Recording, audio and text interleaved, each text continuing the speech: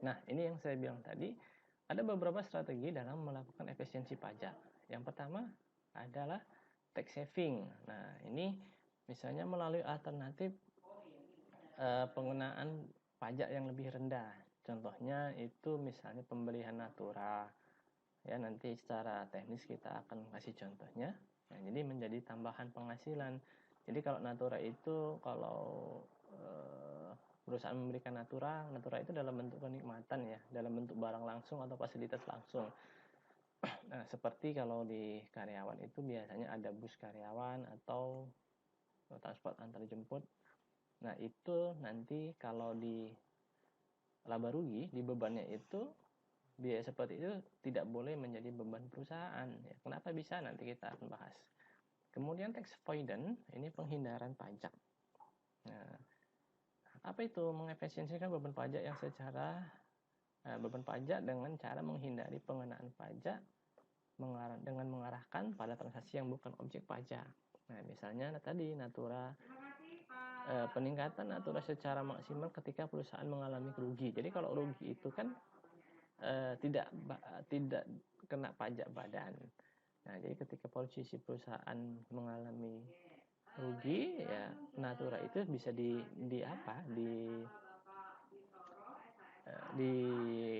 dikasih fasilitas lebih gitu ya untuk karyawan. Jadi karena posisinya sedang rugi ataupun tahun lalu masih rugi dan bisa dikompensasi tahun berikutnya, nah itu alternatifnya seperti itu. Kemudian yang ketiga, penundaan atau penggeseran pembayaran pajak tanpa melanggar peraturan pajak. Ini maksudnya gini, misalnya di akhir Agustus 2014 atau 2000 berapa lah 2020 2021 akhir bulan ya, kalau PPN itu kan ada yang secara per bulan. Jadi kalau kita dari tanggal 30 ke tanggal 1 itu kan beda 1 hari gitu ya. Jadi kalau faktur atau tagihannya itu kita geser di bulan berikutnya, maka kewajiban PPN-nya kan akan berpindah di masa berikutnya. Nah, itu untuk menjaga cash flow juga ya. Jadi kewajiban bayar PPN itu uangnya itu bisa digeser untuk operasional misalnya di bulan berikutnya. Nah, itu cara salah satu contoh penggeseran pajak.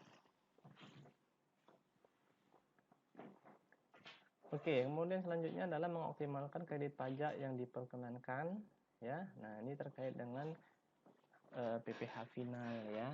Nah, ini kalau PPh 22, ini kalau perusahaan-perusahaan yang menggunakan bahan bakar ya.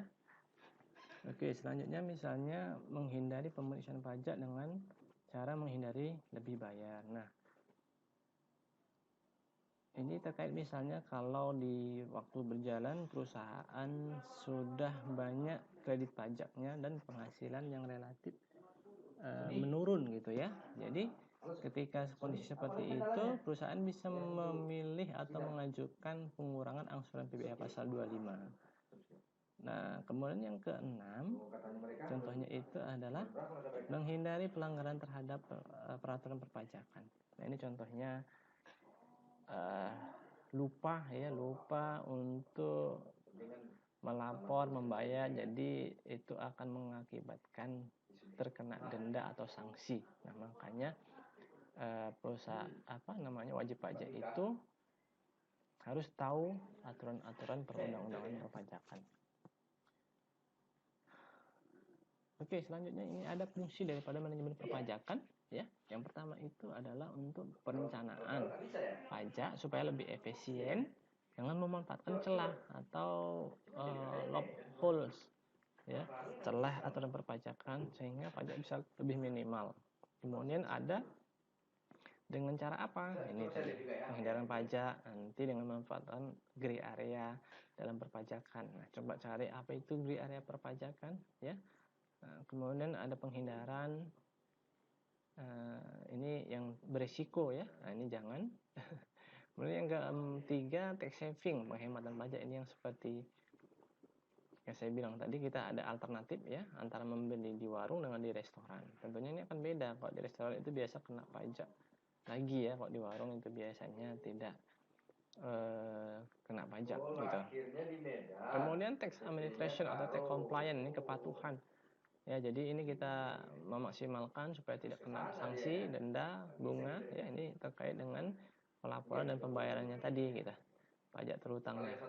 Kemudian tax audit. Nah, ini jadi setiap tahun atau setiap bulan kita secara rutin melakukan pemeriksaan terhadap kewajiban perpajakan kita yang sudah dibayar. Nah, biasanya itu kita melakukan apa namanya ya, equalisasi ya. Jadi nanti di situ ketahuan misalnya apakah kita lebih bayar atau kurang bayar, ataupun kalau sedang diperiksa itu kalau yang bukti kita lengkap, kita bisa mengajukan keberatan. Upaya yang dilakukan oleh perusahaan ataupun orang pribadi melalui perencanaan ya.